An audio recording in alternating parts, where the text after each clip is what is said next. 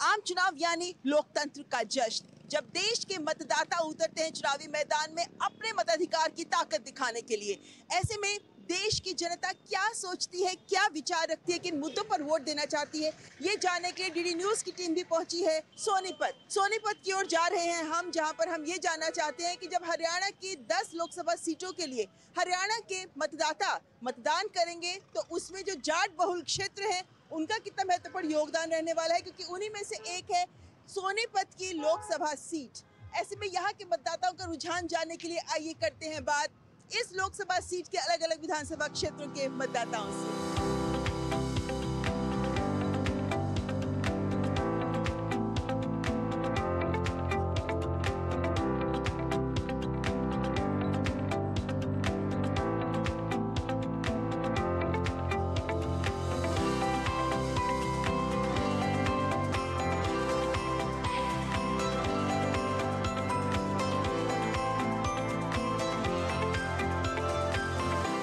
होती है आम चुनाव की तो जाहिर है कि जो हमारे देश के युवा हैं उनकी भूमिका भी बहुत महत्वपूर्ण है। तो हम पहुंचे यहाँ जीवीएम गर्ल्स कॉलेज सोनीपत में जानने के लिए कि यहाँ पे लड़कियां क्या सोचती हैं इन चुनावों को लेकर, और उनमें से ज्यादातर फर्स्ट टाइम वोटर्स हैं तो उनकी भी क्या सोच है, आइए बात करते हैं। क्या नाम है आपका? खुशी बत्रा। खुशी, आपका फर्स्ट टाइम वोट है ना? Yes. So how empowered do you feel? ताकत लगती है कि हमारी भी भूमिका होने वाली है?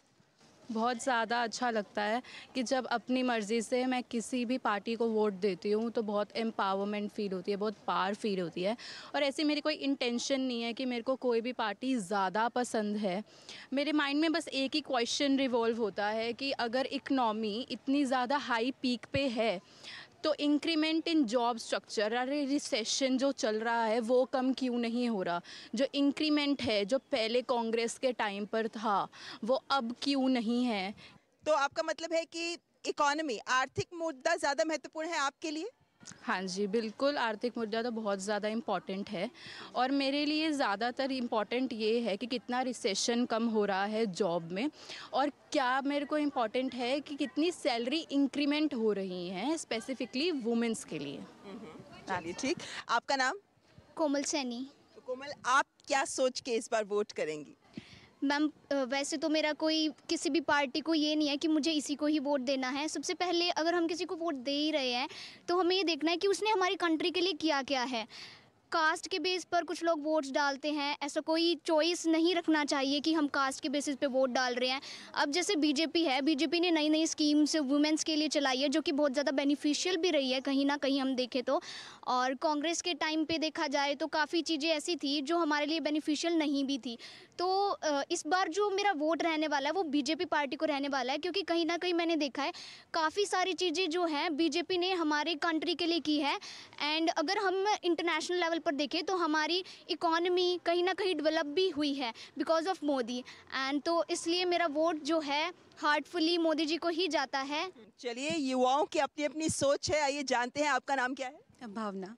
तो भावना, आप अलग अलग व्यूज रख रहे हैं सब यंगस्टर्स ना, आपको क्या लगता है ये जो अभी बात की उन्होंने, जातिवाद की बात की, ये जो जाति बनाम विकास, यंगस्टर्स ये स्लोगन को बहुत ऊपर उठाते हैं, आपकी क्या सोच है इसे लेकर? बिल्कुल मैम, जातिवाद के लिए अगर हम बात करें तो अगर आप हरियाणा में भी देखेंगी तो हरियाणा में भी जब चुनाव होते हैं तो जो इंसान है, जो पर्सन है, हालांकि जो अभी 18+ हुए हैं वो बच्चे भी उन्हीं को वोट करते हैं मेनली, जो कि उनके कास्ट के, लाइक अगर कोई जाट अगर खड़ा हुआ है तो वो सब उसको वोट करेंगे। एंड ये एक मेन मुद्दा रहा भी है और आई थिंक आगे भी ये चलता ही रहेगा जब तक हम इसमें सुधार खुद नहीं लाएंगे।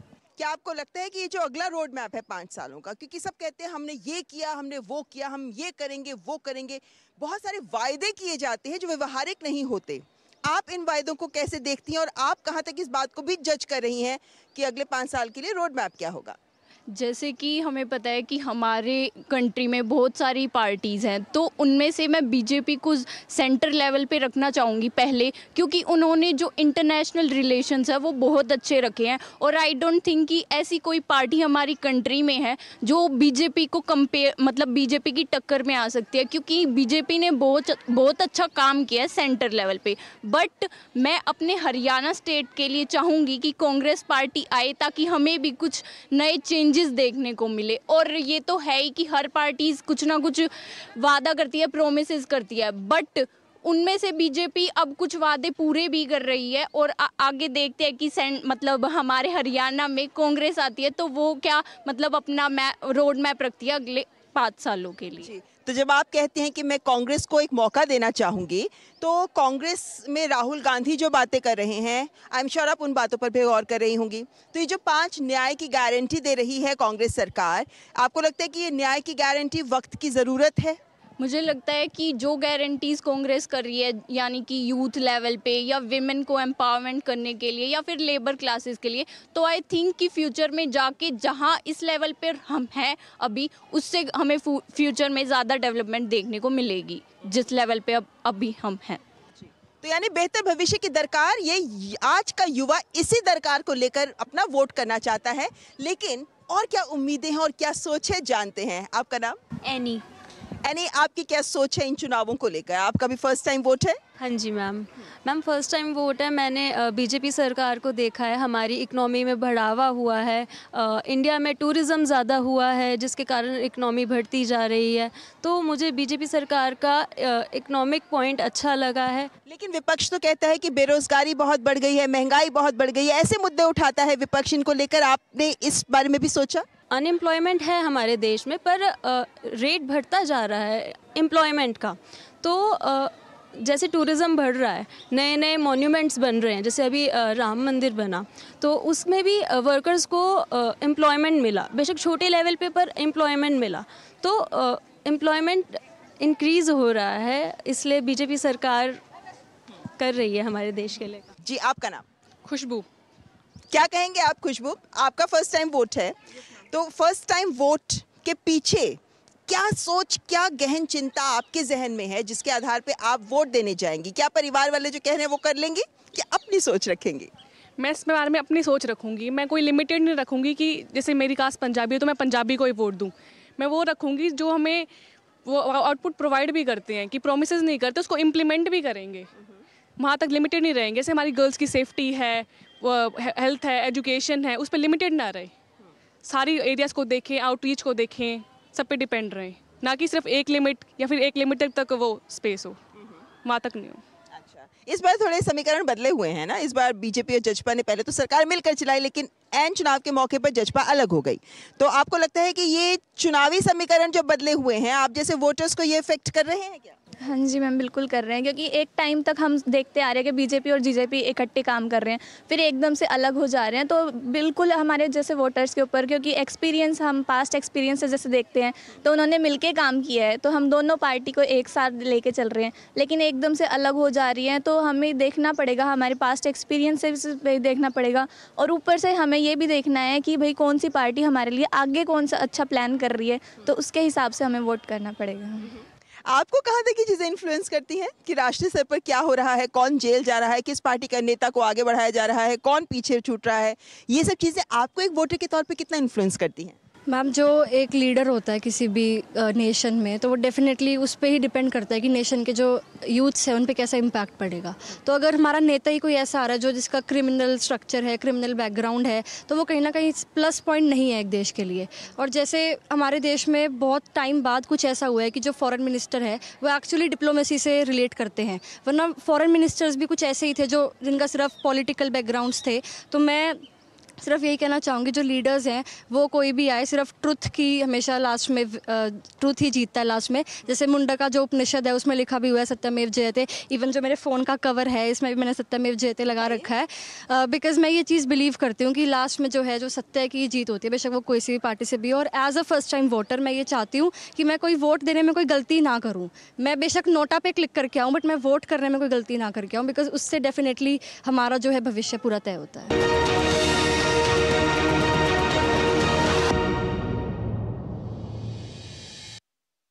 आज दही बड़ा खाने का मन है। वाह क्या स्वाद! असली स्वाद तो MDH दही बड़ा रायता मसाले से ही आता है। जल्दी टिफिन पैक करो। राजू, मोबाइल छोड़ो। अरे दीदी, वो बैंक का नंबर चाहिए, रिफंड ही नहीं आया है। मिल गया। अब भी कॉल करता हूँ दीदी। बिना नंबर जांचे? हाँ? अक्सर जालसाज बैंक की नकली वेबसाइट और फर्जी नंबर से पैसों की धोखाधड़ी करते हैं। तो फिर सही नंबर? बैंक की ऑफिशियल वेबसाइट या तो कार्ड। आपने तो बचा लिया दीदी। नाम से नहीं। आरबीआई कहता है, सही वित्तीय बर्ताव करे आपका बचाव। बहाना नंबर 11, नींद पूरी करने का डे। बहाना नंबर 28, ट्रिप पर जाने का day. 39, binge watch all seasons. 65, घर की सफाई का डे। एक वोट ना डालने से क्या होगा? और सबसे बड़ा बहाना, isn't it a holiday today? Holiday? 101 बहाने हैं वोट ना डालने के, पर इस चुनाव के पर्व में एक ही रीजन काफी है वोट डालने का। वो है हमारी रिस्पॉन्सिबिलिटी, देश और हमारे फ्यूचर के लिए।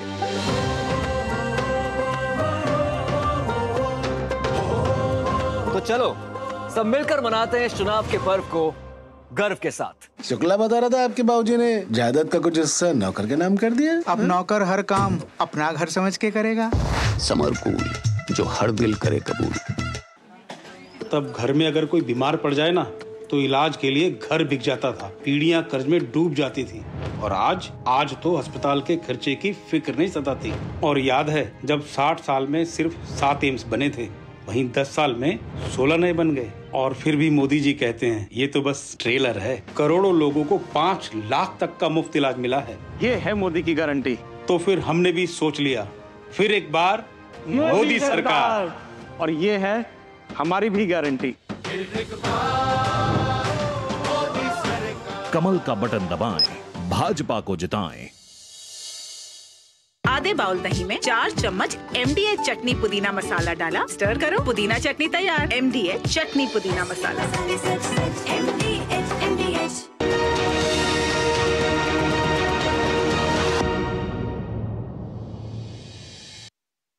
आपका नाम क्या है? अदिति। अदिति, इसमें वोट करोगे? जी बिल्कुल। क्या सोचकर वोट करोगे? जी मैं यही सोच के वोट करूंगी कि जो हमारे देश की सरकार है वो एक महिलाओं को लेके आगे चले। और जब से महत्वपूर्ण मुद्दा ये भी होता है कि किसान के लिए कितना कर रही है, तो मैं उन सभी चीज़ों को देखूंगी क्योंकि महत्वपूर्ण मुद्दा इसलिए बन जाता है किसान के लिए क्योंकि किसान को आर्थिक तौर पर इतनी सहायता नहीं मिल पाती। तो वो कहीं ना कहीं वो किसान को लेके काफ़ी चीज़ें मतलब घटती जाती है। जैसे बीजेपी ने किसान के लिए किसान सम्मान योजना के नाम से भी एक योजना बनाई है, जिससे किसान को हर माह 6,000 रुपये मिलते हैं, जिसकी वजह से उनकी सीधा अकाउंट में वो जाते हैं। तो इन्हीं सभी मुद्दों पे हमें ध्यान देना होगा और मेनली हमें महिला, किसान, ये सारी चीज़ों को देखना होगा कि हमारी जो सरकार है वो कितना ध्यान दे पा रही है। किसान के मुद्दे पर तो बहुत लोग बटे हुए भी नजर आते हैं। हमने देखा किस तरीके से MSP को लेकर किसान आंदोलनरत रहे और बहुत से लोग कह रहे हैं कि भाई ये भी एक बड़ा मुद्दा बन सकता है। आप इसे कैसे देखते हैं? जी वो तो ठीक है, कुछ लोग ऐसे भी हैं जो किसान को लेके मतलब बनावटी आ रहे हैं कि हाँ भाई किसान के लिए करते हैं, पर वो एक्चुअली में किसान के लिए नहीं लड़ते। पर फिर भी कहीं ना कहीं ये चीज़ आती है कि किसान के लिए कदम बहुत कम उठाए जाते हैं। तो ये जो छोटे छोटे मुद्दे हैं, तो मैं इसी पे ज़्यादा ध्यान देते हुए कि कौन सी सरकार महिलाओं के लिए, किसानों के लिए ज़्यादा आगे बढ़ रही है, क्योंकि हमारा देश का भविष्य किसान से ही है। आपका नाम? नेहा शर्मा। नेहा, आपको क्या लगता है क्या महत्वपूर्ण रहेगा ये जो हम राष्ट्रीय स्तर पर नीतियां देखते हैं, जो हम बयान देखते हैं चुनाव के दौरान?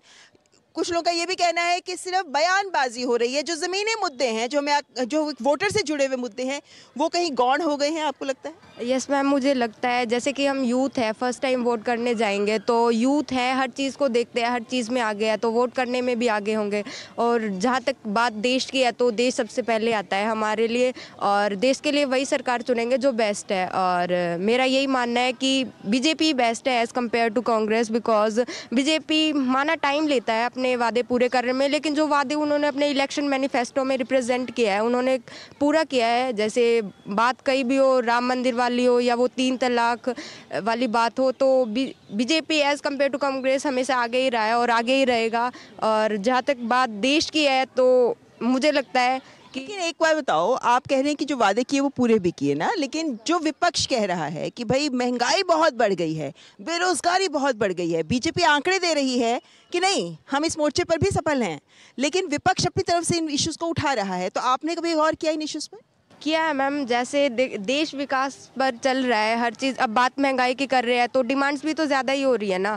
जिस हिसाब से हम डिमांड करते हैं तो रेट भी तो ज़्यादा ही होंगे। और इंडिया अब पॉपुलेशन के मामले में देखा जाए तो चाइना को भी पीछे छोड़ चुका है, इंडिया आगे निकल चुका है। तो जितनी ज़्यादा आबादी होगी रेट भी तो उतने ही होंगे। और मुझे लगता है कि बीजेपी ठीक कह रही है एज़ कम्पेयर टू कांग्रेस। मेरा यही मानना है कि ईस्ट और वेस्ट, सेंटर और स्टेट में बीजेपी सबसे बेस्ट। चलिए, ये अपने तर्क वितर्क है यहाँ के युवाओं के, जो ये मानते हैं कि जो दल, जो पार्टियां काम कर रही हैं, जो वादे पूरे कर रही हैं, उन पर ध्यान देना बहुत जरूरी है। और जब हम यहाँ पर सोनीपत के जीवीएम गर्ल्स कॉलेज में खड़े हैं तो ये हरियाणा के 10 लोकसभा सीटों में से एक सीट सोनीपत की आती है। और ऐसे में हरियाणा में इन छात्राओं का, हमारे देश के युवाओं का ये आवाज़ बहुत महत्वपूर्ण है, क्योंकि हरियाणा वो राज्य है जहां से लिंगानुपात बेहतर होता नजर आया।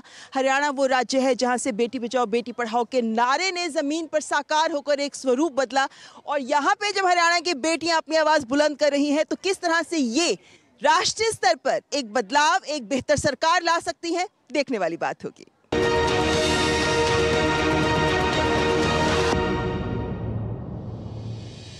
जिन्होंने यूज किया है वो जानते हैं असली हींग का स्वाद। MDH सुपर हींग, शुद्धता का असली तड़का। MDH। आपकी सुरक्षा है हमारे लिए बहुमूल्य, इसलिए जब भी लें LPG सिलेंडर जरूर कराएं प्री डिलीवरी जांच। आपकी सुरक्षा को और बेहतर सुनिश्चित करने के लिए हर घर में हो रही है रसोई गैस उपकरणों की सुरक्षा जांच। अगर सुरक्षा होस खराब हो तो तुरंत बदलवाएं। आपातकालीन स्थिति में कॉल करें 1906। स्वच्छ ईंधन का वादा, सुरक्षित रसोई का इरादा।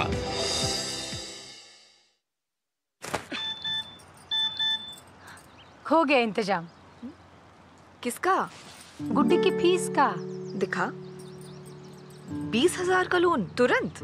पता है कौन दे रहा है, ब्याज कितना है? लोन विनियमित संस्थानों से ही लें और कर्ज उतना जितनी जरूरत, वो भी जांच कर।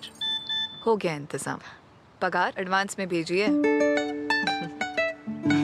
RBI कहता है सही वित्तीय बर्ताव करे आपका बचाव।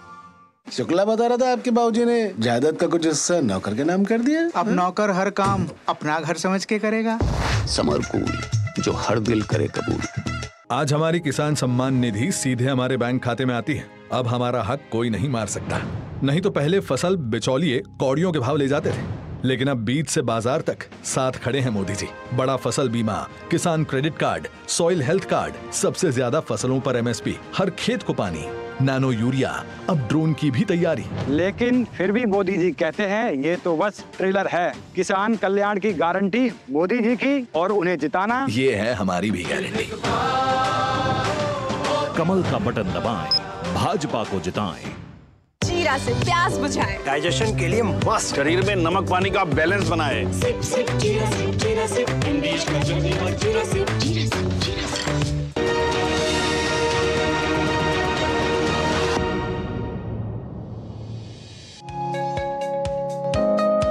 प्रधानमंत्री कहते हैं देश के युवा देश का भविष्य हैं और इस अमृतकाल में विकसित भारत की संकल्पना को साकार करने में यही युवा महत्वपूर्ण योगदान दे सकते हैं। अब जबकि आम चुनाव सामने हैं, छात्राओं की बात तो हमने सुनी, लेकिन छात्र क्या सोचते हैं, आइए उन्हें भी जानते हैं। हम यहाँ पहुंचे हैं छोटू राम आर्या कॉलेज में और यहाँ पर देखते हैं कि यहाँ के युवा देश को, देश के विकास को लेकर और कौन सी सरकार, कौन से दल की, कौन से नेता या नेतृत्व की बन सकती है, जानते हैं उनकी भी राय। अपना नाम बताएंगे? निखिल, आप फर्स्ट टाइम वोटर के नाते ताकत महसूस करते हैं कि भाई मेरा वोट बदलाव लाएगा? Yes ma'am. क्या सोच के करेंगे वोट? मैम ये इस सोच के से करेंगे कि एजुकेशन सिस्टम को थोड़ा सुधारा जाए। जहाँ पे बच्चे इतने साल की मेहनत करते हैं कि कई बार ये होता है कि बच्चे लग नहीं पाते या फिर पोस्ट एकदम रद्द कर दी जाती है। मैंने उस मुद्दे के ऊपर भारत सरकार थोड़ा विचार करेगी। मैंने जो बच्चे इतने 4-5 साल से कड़ी मेहनत कर रहे हैं उनकी फिर मेहनत एकदम जाए चली जाती, कई बार हत्या वगैरह भी कर लेते हैं, आत्महत्या। मैंने उस मुद्दे के ऊपर है कि भारत सरकार थोड़ा सुधार कीजिए। आपका नाम? विपुल है।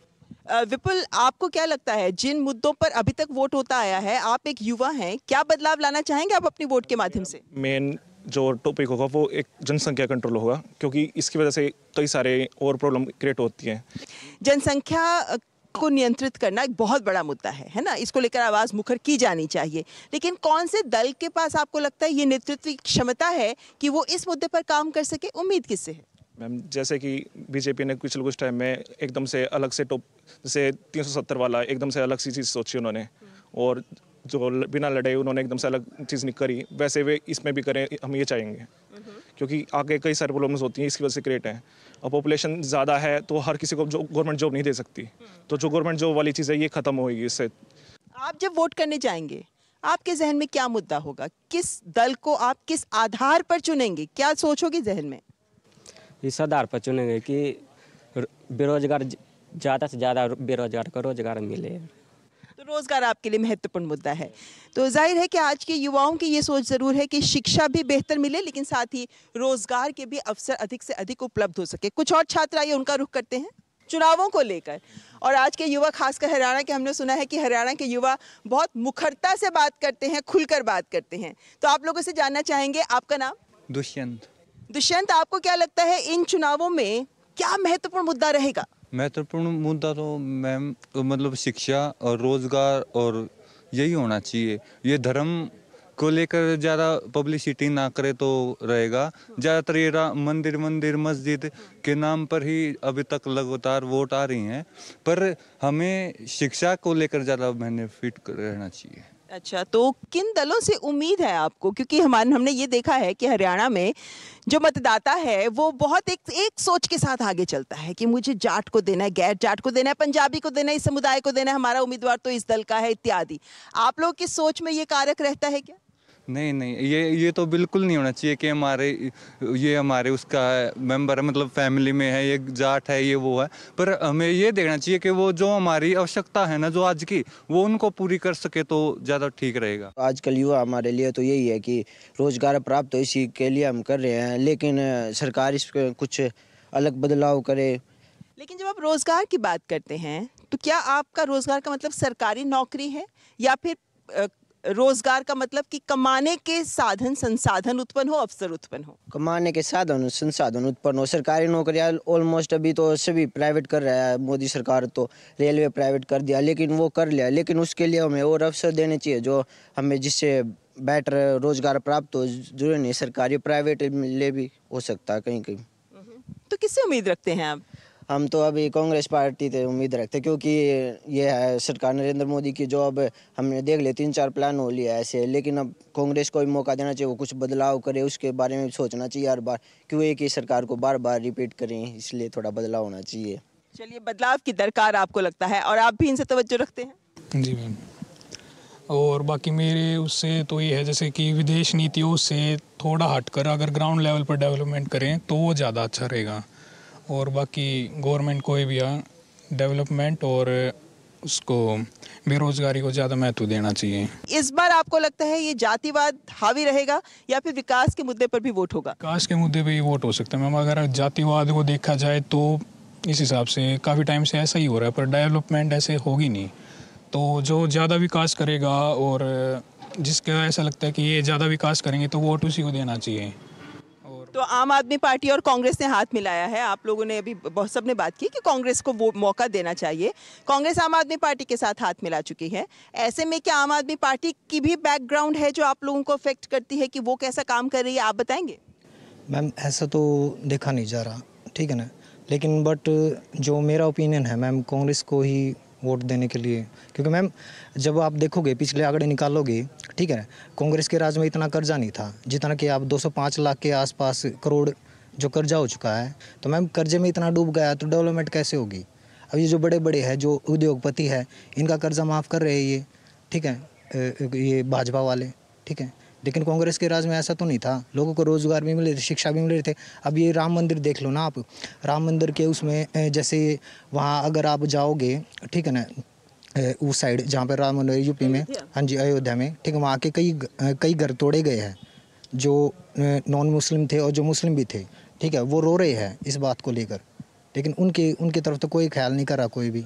तो जिसका घर टूटता है ना मैडम, उन्हीं को ही पता है, ठीक है। तो मैडम एक बार मेरा तो यही है मैडम कि कांग्रेस को ही एक बार मौका दिया जाए शिक्षा में, क्योंकि शिक्षा के मामले में काम करेगी, रोजगार के मामले, युवा पीढ़ी को आगे बढ़ाएगी। That's it. तो चलिए, मतलब यहाँ पे इन युवाओं की बात ये की जा सकती है कि अपने तर्क के साथ ये युवा अपनी बात को सामने रख रहे हैं। बेरोजगारी एक बड़ा मुद्दा इन युवाओं के सामने बन रहा है। रोजगार जो उत्पन्न हो रहे हैं, उनके आंकड़े जो सरकार दे रही है, कहीं ना कहीं यहाँ के युवा उससे आश्वस्त नजर आ नहीं रहे। ऐसे में और युवाओं से बात करते हैं, सो देखते हैं उनका क्या कहना है। किस तरह का विकास चाहिए आपको, जिसके आधार पर आप वोट देंगे इस बार? हमें इस हिसाब का विकास चाहिए जी, जो हमारे लिए करके दिखाए, युवाओं के लिए करके दिखाए। उन्होंने कुछ ज़्यादा उनको आगे लेके जाए। ये नहीं कि उन्हें 9 साल हो लिए, सरकार ने कोई कदम नहीं किया, कुछ किया नहीं, उसके बावजूद भी स्टूडेंट्स अपने बाहर विदेश में जा रहे हैं, कोई अपनी ज़मीन बेच के जा रहा है, उनके लिए कुछ कार्य नहीं किए जा रहे सरकार ने। हमको ये ऐसे काम चाहिए जो स्टूडेंट्स को आगे लेके आए, शिक्षा को आगे लेके जाए, उनका विकास करे। कांग्रेस ने ऐसे क्या वादे किए हैं, क्या सोच सामने रखी है कि आपको लगता है कि रोजगार कांग्रेस दे सकती है? कांग्रेस ने तो जी हर एक जाति धर्म को बढ़ावा दिया है, हर एक कार्य किए हैं, किसान का भी साथ दिया है। वो नारा लगा था, हुड्डा तेरे राज में जिरी गई जहाज में, उसने किसानों का कार्य भी किया है। बीजेपी ने क्या किया? बीजेपी ने किसानों को रोड पे ला दिया, पहलवानों को रोड पे ला दिया। इससे ज़्यादा और क्या करे बीजेपी? कांग्रेस कर सकती है सर, कुछ जनता के लिए कुछ करके दिखाएगी, लोगों के मन में इसकी पूरी वो है। फर्स्ट टाइम वोटर हैं क्या? हाँ जी। अच्छा, तो फर्स्ट टाइम वोटर होने के नाते तो आप पे जिम्मेदारी बढ़ जाती है, क्योंकि जब आप सारे युवाओं के बीच में बैठते हैं, उनके विचारों से आप इन्फ्लुएंस होते हैं। कितना मुश्किल होता है आपके लिए अपने एक विचारधारा बना के बढ़ना? मैम, जो चीज़ें मैं देख रहा हूँ अभी कॉलेज लाइफ में, जब मेरी एंट्री हुई तो देख रहे हैं कि हर एक पॉलिटिकल पार्टी अपनी सत्ता बनाने के लिए एक कोशिश कर रही है। आज जैसे आपने कहा कि भारत देश का हर देश में नाम हो रहा है। आज जहाँ की अंदरूनी सरकार अब खोखली होती जा रही है, बाहर देश में नाम होने का क्या फ़ायदा? हरियाणा में 5 साल पहले इतने सारे अच्छे रेसलर्स थे, स्पोर्ट्स में एक सबसे ऊपर था हरियाणा, लेकिन आज बेरोज़गारी में सबसे ऊपर है। बेरोज़गारी में सबसे ऊपर होने का क्या कारण है? क्योंकि रोज़गार ही नहीं है, भर्ती कैंसिल होती जा रही है। कि अलग अलग जैसे सीएम हैं, अब जैसे आदित्यनाथ योगी जी हो गए या फिर और भी कोई सीएम हैं, सभी का नाम रहता है। अभी हम हाल ही में हमारा सीएम बदले हैं, ठीक है, उससे हमें क्या फ़ायदा हुआ है इस बारे में तो हम समझ ही नहीं पा रहे हैं कि क्या फ़ायदा हुआ है, क्या उनको पॉलिटिकल सपोर्ट मिला है या कुछ भी चीज़ हुई है। तो जैसे अभी खेती में सोचते थे बच्चे पहले कि पढ़ाई में कुछ नहीं हुआ, नौकरी नहीं मिली तो खेती कर लेंगे, लेकिन अब तो किसानों का भी बुरा हाल है, जैसा कि आप देख रहे हैं। लेकिन एक तरफ हम देखते हैं कि देश के अलग अलग हिस्सों में किसान समृद्ध भी हो रहे हैं, वो ऑर्गेनिक खेती, नेचुरल फार्मिंग, इसको भी अडॉप्ट कर रहे हैं और उसके हिसाब से विकास भी कर रहे हैं। तो ये समस्या जब वो इसका हल निकाल पा रहे हैं, तो हरियाणा क्यों नहीं? हो सकता है कि मैम कि वहाँ की सरकार इतनी समृद्ध हो, इतनी उनको पावर प्रोवाइड कर रही हो, क्योंकि हमें नहीं लगता कि हमारी सरकार जो अभी हरियाणा में है वो इतनी हमको पावर प्रोवाइड कर पा रही है। आज से जब 10 साल पहले कांग्रेस की सरकार थी, यहाँ पे हुड्डा सरकार थी, तब हम देख रहे थे बच्चों को नौकरी भी मिल रही थी और जो जितनी मेहनत करता था उसको उस हिसाब से नौकरी मिलती थी। लेकिन आजकल बच्चे 5 साल से तो खाली बैठे हैं, इतनी भर्तियाँ निकलती है, कैंसिल हो जाती है, हर बार एग्ज़ाम क्लियर होता है, बच्चे सोचते हैं अब की बार लगेंगे, अब की बार लगेंगे, वो अब की बार आ ही नहीं रहा है। सोनीपत के साथ साथ हरियाणा की अगर लोकसभा सीटों की बात करें तो 10 लोकसभा की सीटें हरियाणा की, और केंद्र सरकार जब 400 पार का नारा देती है तो उसमें ये 10 सीटें भी बेहद महत्वपूर्ण होने वाली हैं। मतदाता क्या सोच कर चुनाव करेंगे, मतदान करेंगे, रहेगी इस पर खास नजर।